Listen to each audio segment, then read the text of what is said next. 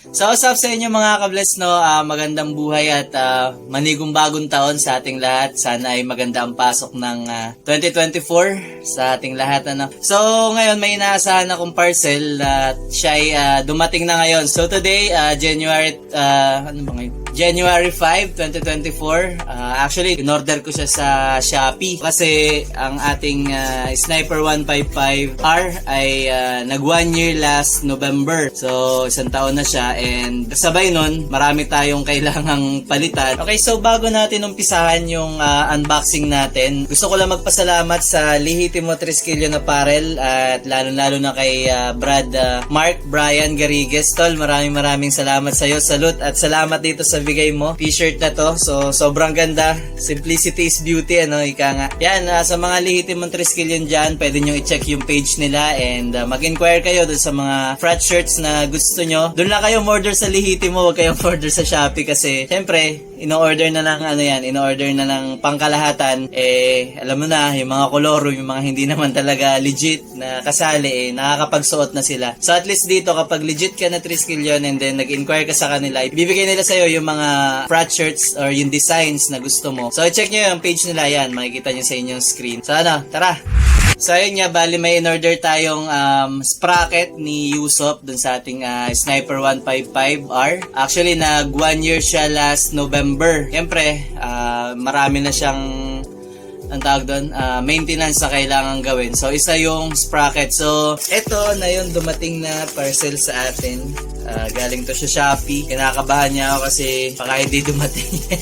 Hindi umabot. Kasi by Sunday, dapat makaluwas na ako and then makabiyahe na. Sa hindi pa nga po pala nakakalam, ako nga po pala ay isa ng joyrider or MC taxi driver sa Manila yon. So, wala na nagbubuk dito sa probinsya, no? So, kailangan kong hintayin to and then ipagawa dun kasi wala naman ako kilala dun sa Manila ng mga nagagawa ng ganon. Dito sa ating Monan, meron dito sa Quezon. So, sana good siya. Ano ba ito?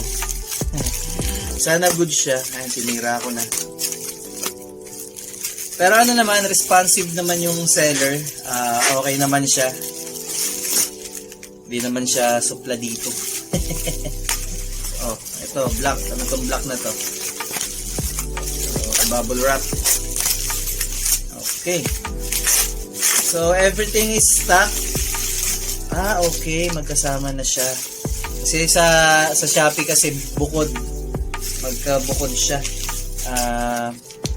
Ito, andyan yung price, ipa-flash ko sa screen. Ito yung 4060 ng Yamaha genuine parts ng accessories.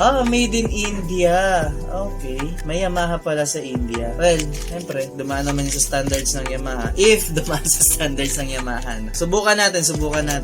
And then after nitong unboxing, mag-create din ako ng video kung saan ipapakita ko sa inyo sa mga may-ari ng Sniper 155 or dun sa nagbabalak bumili or kumuha ng Sniper 155. Papakita ko sa inyo kung ano yung mga usually na nasisira or kailangan ng mas matinding maintenance. So ipapakita ko sa inyo yung simula nung pagdating ni Yusop sa amin and then kung ano-ano yung mga pinagagawa ko, like mayroon dyan sumali ako ng endurance, so nakadalawang endurance ako. So titingnan natin yung mga gulong, lahat ng mga nasira sa kanya or mga damage niya after a year. So ito na siya, yung ating 4060 na sprocket.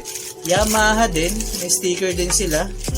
Hindi ko lang alam guys kung legit to kasi hindi naman ako marunong tumingin ng ganito. Pero syempre, ang difference lang kasi is pag yung nasa kasa, pag doon ako umorder sa kanila, medyo matagal. Itong sa kanila is 5 days lang yata by the time na in-order ko siya or in-add to cart ko siya sa Shopee. So ito, 4060. And then, ito yung kadena natin. RTG motorcycle chain. Actually, ano naman to yung code niya? Tama naman eh. Saan yung code? Walang code. Ito. Yan, yung code nito is 428 pala. I'm sorry. So, shoutout dun sa mga nakasama ko sa first Yano Ay Endurance Challenge. Ito na po yung napanalunan ko. Maraming salamat po dun sa event. Sa kasunod ng video natin, ipapakita ko naman sa inyo yung installation na. So, let's go! Ayan nga mga ka-bless, para matanggal nyo yung sprocket, kailangan baklasin nyo muna yung buong assembly ng gulong sa likod, kasama na dyan ang preno para mas maalwan yung pagkakabit ninyo ng bagong sprocket. Kung makikita nyo nga, ay talaga namang sobrang tilos na ng mga ngipin ng sprocket natin at lumalagitik na yan guys sa tuwing aarangkada tayo. So after 1 year pa lang ako nagpalit ng set ng sprocket simula nung kinuha namin si Yuso. Nung ginagawa ko itong video mga ka-bless, ang motor natin ay 21,000 odometer na bago nasira yung sprocket at kadena niya. Kung meron kayong proper tools mga ka-bless, kayang-kaya nyo nang i-DIY yan. Kung makikita nyo naman sa video, yan yung pinaka-procedure. Yung mga parts ko pala ay galing sa Shopee. Shoutout pala doon sa Eastern Moto Parts. Check nyo yan guys. Responsible seller niyan, mabait. At ang nakakatuwa nito guys, tama naman yung code ng kadena natin which is yung 428. Nga lang yung haba pala ay dapat 130L. Yung nasa akin kasi is 120L. Kaya ayun, napabili pa rin ako ng bago. And then yung stock natin ay binigay natin kay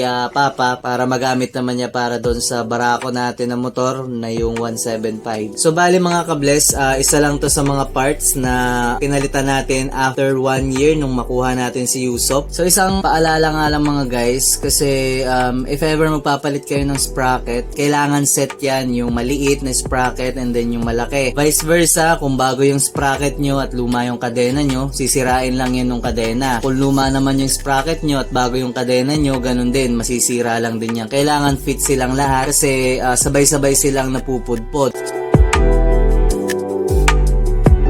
At kung nagustuhan nyo nga yung video na yun guys, huwag nyong kalimutang i-like, i-share at i-follow ang ating page for more videos. Mag-comment kayo down below para sa mga suggestion or mga questions ninyo when it comes to your motorcycle. Thank you very much for watching and God bless.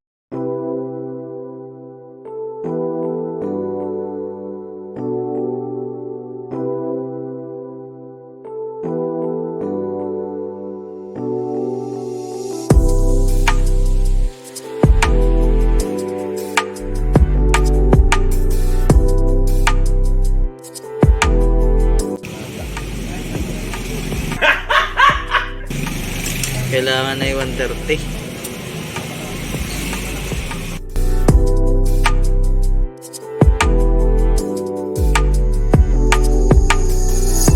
A few inches later.